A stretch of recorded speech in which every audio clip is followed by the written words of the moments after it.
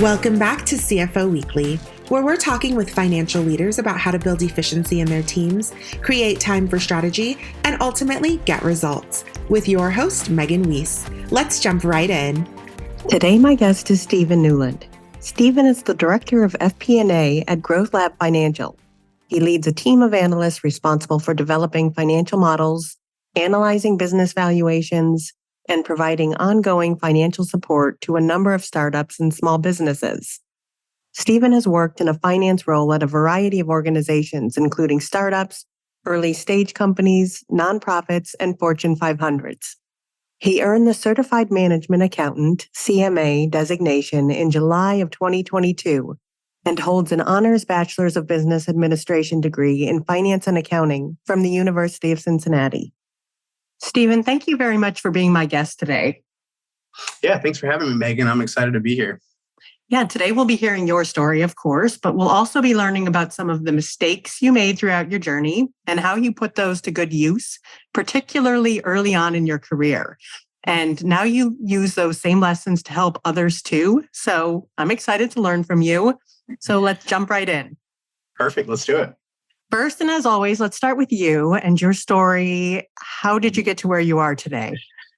Yeah, I love starting here. So I grew up in Ohio, Cincinnati, Ohio, and I actually in college I was like, I just want to get out of Ohio. that was my thought process. I love Cincinnati. I love where I'm from now. It's funny how that turns around. But so I actually interned down in Atlanta, Georgia, with Delta Airlines, and right out of school, I love the airline industry, so I moved there and I moved to Atlanta and started my career in corporate finance at Delta.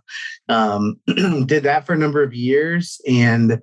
I just really got this itch to want to go into the nonprofit world, and particularly on the personal finance side. And there's a story there that I'd love to get into. So I went and did that. I did help people budget and pay off debt for about 6 years. So not corporate finance related, but very much finance related, and so many lessons that I learned on that side that are very applicable to corporate finance. After that, I just decided I really wanted to get back in the business world, so I jumped into the startup world, and pretty much have been working with startups ever since. So that's been about 4 or 5 years now. Been working with various startups, and now more on the advisory side. So. Just curious, what do you enjoy about working for startups? Oh, that's a great question. I imagine it's stressful. There's a level of stress that some days you're like, wow, this is a very stressful industry, or very stressful, I guess, size of the company. I think it's just you're just constantly solving problems. So I've always loved that. I've always enjoyed puzzles and solving problems, and so there's more problems than there are time at startups, especially small and scaling startups. And so I think that's what makes them fun. I like being a Sherlock Holmes too. And that's, yeah. That's right. That's a good way to put it. Yeah. So as you look back on your career, are there particular stories that stand out in your mind as like a turning point? Yeah, it was this when I was in corporate finance at, like I said, at Delta. I had been in the background. I had been paying off a bunch of student debt. So I paid off about $55,000 in the first 4 years out of school. Wow! Congratulations. Thank you. Yeah, it was. I remember being in my room in college right before I graduated, and I put together a plan, and I said, "Okay, 4 years, I can do this if I really buckle down." So once I paid that off, I guess I always tell people I had my mid-20s career crisis. And I said, I gotta go work at a nonprofit. I gotta go just help people do this. And so I went to, that's what triggered me to go run a financial literacy program. But that was a really big turning point because I had really been doing well in corporate finance and kind of moving up the ladder. And so I got a lot of questions like, are you sure you really want to do this? And so that was a big turning point for me. I'm just curious also, how did you end up at Delta? I don't think that they came to Cincinnati to recruit. So Yeah, funny enough, we had, or maybe they did. They're a hub, right, in Cincinnati? yeah, we had a hub, and there was, I forget the connection. We had a connection with the cargo department. That was like our connection, and so yeah, I can't remember the exact reason, but yeah, part of it was we had a hub up there. So okay, yeah. I always forget that that's a hub for Delta. That's right. Yeah. You don't think of it as a big. Yeah, it's not what you would consider a bigger hub, But no, Cincinnati's a pretty small city, but it's a good size. Yeah. So talk to us about GrowthLab, which is a finance-as-a-service company, and how it works, how they work with companies to optimize their finances for growth. Yeah, it's they kind of the standard, the bookkeeping and the tax side, but what I primarily am working with is on the FP&A side. And really what we're trying to do is productize FP&A. And so we're trying to figure out, how do we know the core things that most customers need, most startups really need. They need like a forecast, they need a plan for their cash flow. And so that's really what we're primarily focused on is giving them a lens into the future through the forecasting and making sure that they're, spending cash efficiently. So who would you say the ideal client is? Oh, that's such a great question. I think it's the startup who has kind of reached that point where they feel like they just are wearing 7 hats. The CEO or the co-founders are wearing 7 different hats, and they're like, I've got to start offloading some things. I can't do this anymore, or I can't give this the attention that it needs. That's kind of when okay, I've reached that perfect point to reach out to somebody. And is it like a platform or a service or a combination of the two? Yeah, it's a little bit of both. We're primarily, we use a handful of tools internally. Drab is a big one that we use for our FP&A planning, amongst a few others. There's Basis and Sift are a couple other ones, Fathom. So we kind of figure out, okay, which technology is going to be the best for that customer. And then we've got a plan to kind of build their forecast within that platform. And we meet with them regularly to review that and update it. And let's switch over and talk about you and some of the mistakes you made that were early on in your career. And can you share a little bit about those? Yes, I will never forget. This first one always comes to mind. I think it's the first mistake I would probably say I remember from my career. And it was, I was going in for like a monthly financial review, and I had prepped the full deck, ready to review it. With one of the department heads at Delta, and my boss, he always wanted to review it ahead of time. And he got his calculator out during this review, and he was adding up the numbers down a column. And I was like, oh, that's interesting. And then he said, oh, these don't add up. Yeah. And I was like, oh no, this is my first month or two out of school. And I'm like, I've made the cardinal sin mistake. I didn't check my formula. And so that was one I always remember. And so it's funny, I always have, even though I've got a calculator on my phone, I always have a calculator next to me. And I find myself doing this now where I'm like, let me just check. So that is one that really stands out. So that, that highlighted to me, especially in finance, it's the importance of accuracy and kind of, getting the numbers right. Now, it's not the end of the world, but it certainly impacts credibility and, trustworthiness. And so that is one big one. The second one that comes to mind is not thinking of my audience when preparing or doing some sort of analysis. I would just kind of jump right in and say, oh, this sounds fun. I want to go this way. I want to do this, versus kind of planning it out and say, well, what would the end user, how would they benefit from this analysis? So I think that's another one that I really learned early on. Yeah, I guess as finance professionals, a big part of what we do is we're storytellers. And I think you're right. It's important to know your audience before you jump right in. Yeah. That's right. Yeah, if you're writing a children's book, you're going to write that very differently than you would with some other adult novel or something. Yeah, that's exactly right. So talk to us a bit about how these mistakes actually, you turn them around to advance your career. Yeah, I think for me, it was, I made sure not to make the same mistakes and not to repeat them. And so important. It really is. Yeah, it really is important. And I think part of that is just making sure you're being intentional with your growth, not just waiting for that feedback from leadership, but like, so for example, when I missed that, when I missed that formula, I don't know if I actually did this, but one thing that, I would tell somebody in my shoe and early in their career now is I would say, okay, write that down and make sure like you've got a system in place now so that you don't miss that formula or there's like a check in place. So I think it's just being intentional with your own growth, and when those mistakes happen, like write them down and figure out, okay, how can I fix this? How can I not make this mistake again? That to me is critical. Yeah, I guess as humans, like we're all bound to make mistakes. It's just the people that actually go on to learn something. And there is a lot to be learned from every mistake that, is doing the right thing. Well, and I bet people, I've been in my career for coming up on 12, 13 years now. I would venture to guess people who are 30, 40 years in, they would say the same thing. Like, you're always learning. There's always going to be a mistake or something along the way. And so there's never a time where that learning stops, I think. Yeah. I can forgive like any mistake, but the one thing that I, always have a hard time with is forgiving a mistake that's made twice. Exactly. Yes, agreed.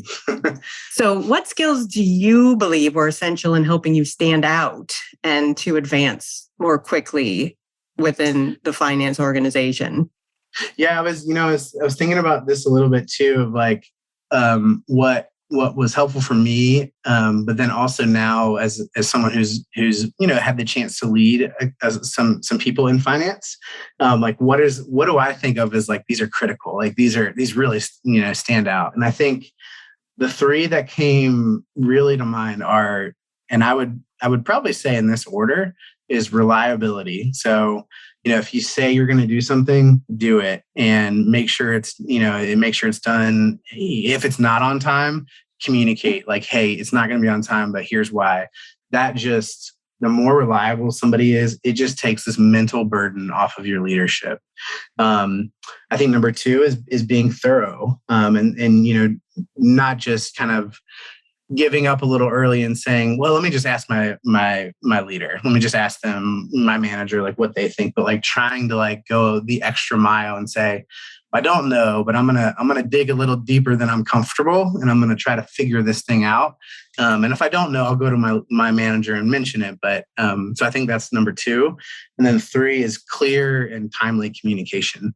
So back to my first point, if I've committed to a deadline and I'm just not able to hit that, I think 9 times out of 10, that's generally going to be okay if you just proactively communicate and say, hey, I thought I would get this done. I wasn't able to. Here's my plan of action to get this done as soon as possible. So I think those are really the three in my mind that stand out far and above most other things. Yeah, especially the third one. I think, people hate when they don't know if you're working on something or like what you're doing. So and what I would do early in my career is I'd want to look good, like I had it all buttoned up. So I would wait to like respond to emails until I had the analysis perfectly done. And it's been 3-4 days, and they're like, does he even acknowledge? But so that was that backfired a good lesson. That's right. So let's talk about soft skills and how important those are and how people can go about developing these skills early in their career. Yeah. And I think time management is a big one, especially in corporate finance, where it feels like there's always a deadline kind of around the corner, or there's a fire drill, or I need this an hour ago kind of thing. So time management, and I would even add to that, like prioritization is huge. I remember when I first when I first started my career, I didn't take notes. I didn't really use a calendar. I was like, I just remember it all. Like, it's not that big of a deal. And it's so funny how just even a few years out of into my 20s, it was like, oh no, I can't remember all this stuff. I've got too many responsibilities and bills to pay outside of work, and I can't remember all this stuff now. And so that was a big one. I think the second one that I would say is like creative thinking, and maybe even kind of, I think, goes along the same lines as like just developing a curiosity. That, especially in finance, I think asking why and asking good questions in finance can take you so far. And because a lot of the times you're there to try to point out things or like call out things in the business or highlight things that maybe somebody else hasn't highlighted. So learning how to ask those questions and just being curious, I think, goes a really long way in finance. I've had a lot of people tell me that that's a very important characteristic to them is curiosity. Yeah. I would even add maybe one more piece to that. I would say curiosity about the business that you're helping, but also even curiosity about people. Because I think I posted something not too long ago on LinkedIn about finance is all about relationships. And one book that really helped me get more curious about people and developing relationships was How to Win Friends and Influence People. So that's been a really, really great kind of impactful book for me in developing my own curiosity. Yeah, I think sometimes early on in our career, like we don't really want to stand out and you're afraid to ask questions and look stupid. But so important to be able to do that. That's a great point about, that being kind of fearful to ask questions. That's a really, really good point. So, and you just mentioned this, but building relationships. So can you talk a little bit about the strategies or tactics that you've used to build relationships and win over the trust of leadership? Yeah, I think this goes kind of in a similar vein to what one thing we talked about earlier. But I think build trust. Building trust is like the number one foundational thing to building a good relationship. And I think if you commit to something, or if you say you're going to do something, and you actually follow through, that is the quickest way to build trust. So I think that is key. The other thing, and then this is very kind of role dependent, but I know when I was at a bigger company, I was like a finance person, and then I reported into a department, but I was still in the finance department. And so I was kind of like an outsider. And so there's always this like skeptical, like, can we trust the finance person? Or are they just like trying to find something, like they're from corporate, like they're just trying to dig in and find something. And so I think, if you're at a bigger company, it's communicating to that business unit you're supporting that, hey, I want to know your goals and I want to know how I can support your goals. That's just as important to me as, me kind of in what I have to do on the finance side. So I think that's just another way to kind of break down that defensiveness and really build relationships. Yeah, that's great advice. I know a lot of times in finance, you're kind of looked at as like the police out there to just say no and that's it. Yes. I was going to add one more thing on that if I can. Sure. So one other way to build relationships with leadership is just to ask this question: what is my leader worrying about at night? Like, what is keeping them up at night? And then you could even ask them that. I think it's okay to ask them that. I think that would go a long way. And finding ways to alleviate that concern. I can't think of many other things that will help build trust with your leadership if you took that proactive approach. Yeah, absolutely. That's great advice. So you might have touched on this a bit with the time management, but how can people succeed in fast-paced, high-pressure environments, like particularly, you said you enjoy working at startups. How do people succeed in that kind of an environment?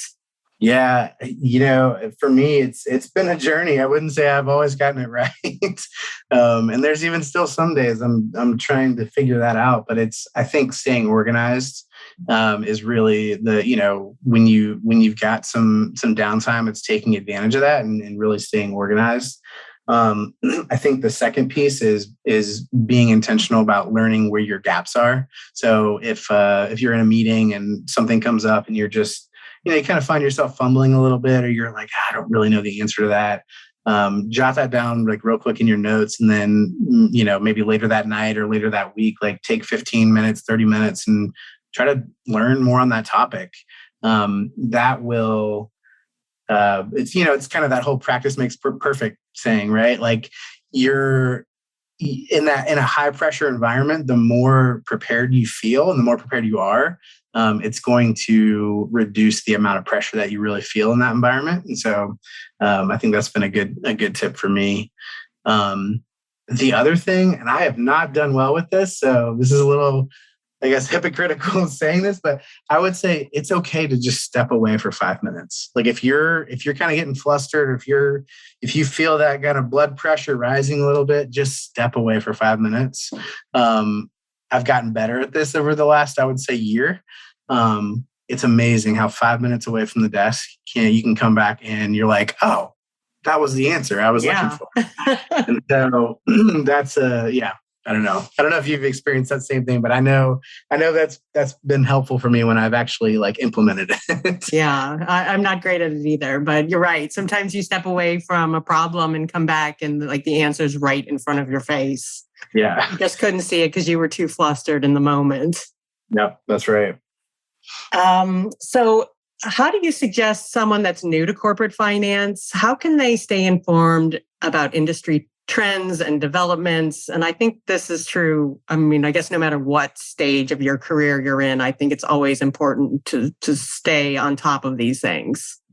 Yeah, I agree. For me, the one thing, so this past year I went and got or about a year ago, maybe a year and a half, I got the CMA designation, certified management. Thank you. I did it with, we had a newborn. We had a newborn at the time. And so I look back and I thought, okay, that was probably not the wisest timing, but we made it through. And that, people talk about the continuing education and, sometimes it's like, oh, I don't always want to do this, but it kind of forces you to stay on top of trends. And oftentimes a lot of the certifications and a lot of these continuing education programs, they're really, really great about putting out new content and new updates. And so to me, that's one really great way to not only level up your skills and your confidence by getting the certification, but it kind of builds in this, to keep the certification, I've got to maintain a level of, continuing ed. So I think that's one. But if you don't want to go that route, I think there's so much free education out there today. I think it's just picking like what medium works well for you. Podcast articles, YouTube. I've learned so much about finance and kind of brushed up on corporate finance from YouTube. It's amazing what all is out there. So yeah, that's really great advice. So how will someone new to corporate finance best prepare themselves to be considered for promotions and raises? I mean, particularly when you're new to your career, it's not something you want to ask for, but maybe you should be. Yeah. I think at first, I've talked a little bit about soft skills. I think the first thing, like from a foundational standpoint, is to have really sound technical skills. But then I think what oftentimes happens is we focus just on the technical skill side because it's a little bit more tangible, right? And we're, finance and accounting people, I think it's easier to see us growing on the technical side, whereas it's maybe a little like, I don't know, maybe a little fluffier on the soft skill side. It's a good word. And so, yes. And so I think it's like getting that foundation on the technical skill side, but then really like shifting not to like shift away and like never like work on technical skills. But then I think it's like, okay, I've got a good foundation on the technical side. How can I work on the soft skill side? Because the reality is getting into management, if that's a goal, the technical skills are great, but the soft skills are really what's going to carry you in that management position. And I think a lot of times it's the people who are really good at the technical skills who get promoted into the management roles. And they're kind of hit with this, how do I manage a team? How do I do this? And so I think focusing on soft skills early it will show that you're poised for leadership, I think. Yeah, I love that advice. I do agree that the more you move up, into the levels of management, the more important those soft skills become. Yeah. Agree. Yeah. And I think the other piece of that is be the most prepared person walking into any meeting, even if you're there just to take notes early in your career. I think that can serve most people really well if they really take the time to prepare for a meeting. And when you're in the advisory role working with startups, what is some of the most common mistakes that you see startups making? Yeah, I think, I would say I didn't get this really right in some of the finance roles I've been in, but I would say managing working capital, not having tight operations around accounts receivable, or maybe, so maybe you have your accounts receivable are kind of, you got some in the 45, 60, maybe some in the 90 days overdue, and maybe paying accounts payable a little too aggressively, just like when the bill comes in, I'll just pay it. But as we know, especially with a startup, and it depends how you're funded. If you're, for a lot of startups, if you're well funded, it's, you can kind of, it's okay. But I think getting into that habit early is always good, because there usually comes a time in a lot of startups world where the cash isn't so flush. And so I think just focusing on good, solid operations on working capital is a big one. And I'm really interested to get into this, but you spent 6 years developing plans to help people pay off debt and budget their resources. Yes. So how did that time that you spent focusing on the personal side of finance help you in your understanding of corporate finance? I would meet oftentimes face to face with people. And I mean, money is so personal, like personal finance. And so they would like lay it all out. They would say, it can be really painful too, I'm sure. Incredibly. Yeah. And so here's my credit card balance. Here's how much student loans I have. Here's how much money I make. I mean, like all out there. And so I quickly realized the emotion and the psychology behind money, because I saw it in front of me. I'd have people of all ages cry in my office. And I really, for the first time, I went into that role thinking money is just numbers. It's just numbers. And I quickly realized, oh, wow, no, this is very emotional. And it's emotional in corporate finance too. Maybe it's not as obvious, but that really helped me understand like the foundations of how, just as people, we interact with money. So, yeah. Yeah, I'm sure, especially in like the startup world where people have like everything tied up in their dreams of getting these organizations off the ground. Yes. And one thing I've seen with startups is, and this is true of personal finance, this is true of startups, short-term thinking happens when we have little, and excess happens when we have a lot. Yeah. And so guarding against those is really important. So when you go out and raise, a round, a Series A or a seed, it's easy to just be like, we need this subscription, we need this, we need that, we need that. And then all of a sudden you look up and you're like, where'd the money go? And sometimes that's true. Like, it's funny when I know I'm a natural saver, but I know it's easy to, like, when you get or maybe a refund from the IRS, or if you get a raise, you're like, you've spent it before you even see it on your first paycheck. or you see the check hit. And so I think that's just another lesson in that is of just, and then short-term thinking too. It's when you see that bank account dwindle, it really impacts your decision-making. And that can result in a really bad outcome for a startup, right? And so, it's just those are a couple of things that I've really kind of discovered, I think, through that process. And what's one piece of advice you have for aspiring CFOs or finance leads? I am saying this advice to myself. So I would say take care of yourself first. It's so easy to put your career first. But I would say, and this is, I think your family and your health, like that is most important. That is most critical because it will help you be able to have a sustainable career, not burn out and not, and this is actually an area, like in full transparency, I have got probably the most wrong of anything I've talked about today. And so it's an area like I'm trying to really focus more on, especially this year. And so, this just been this, that would be my number one piece of advice. I'm going to put you on the spot. What are you doing? What are you doing to put yourself first? Yeah, one of the big things is, so I work primarily from home. I'm in Atlanta. My company is based out of Rhode Island. One of the things that I've realized is I will go days and not even leave the house just because it's, I get up, work, family comes home, then it's family time. And then it's like, okay, rinse and repeat next day.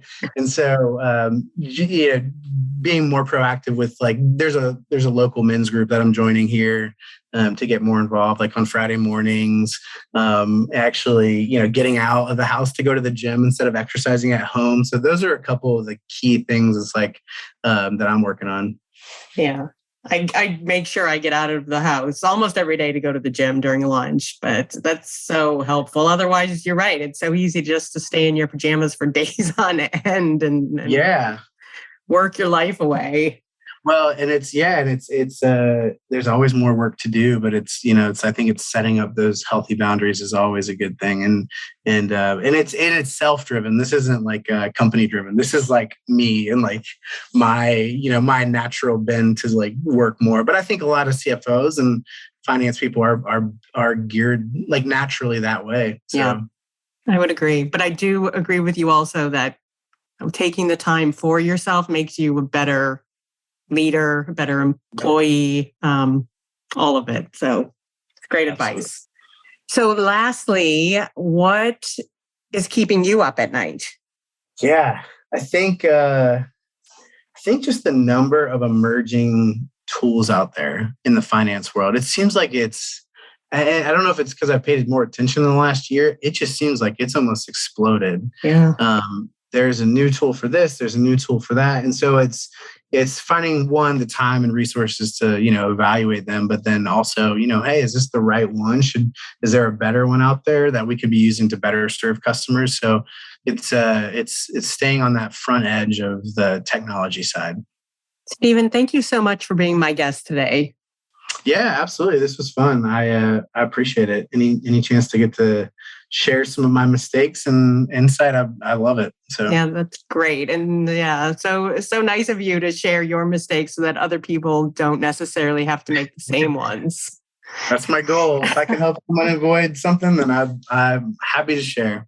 Well, I've really enjoyed speaking with you and hearing about your experiences and all of the resulting insights. And I wish you the best as we start off 2023. And to all of our listeners, please tune in next week. And until then, take care. If you're ready to boost efficiency and streamline your accounting processes at significant cost savings, it's time to talk with Personiv. Their people-powered solutions have transformed the delivery of back-office tasks and general accounting functions for decades, partnering with clients to provide everything from accounts payable to payroll services. See what Personiv can do for you by visiting personiv.com. You've been listening to CFO Weekly, presented by Personiv. Please subscribe wherever you get your podcasts to hear all of our episodes. Want to learn more? Check out personiv.com. Thanks for listening.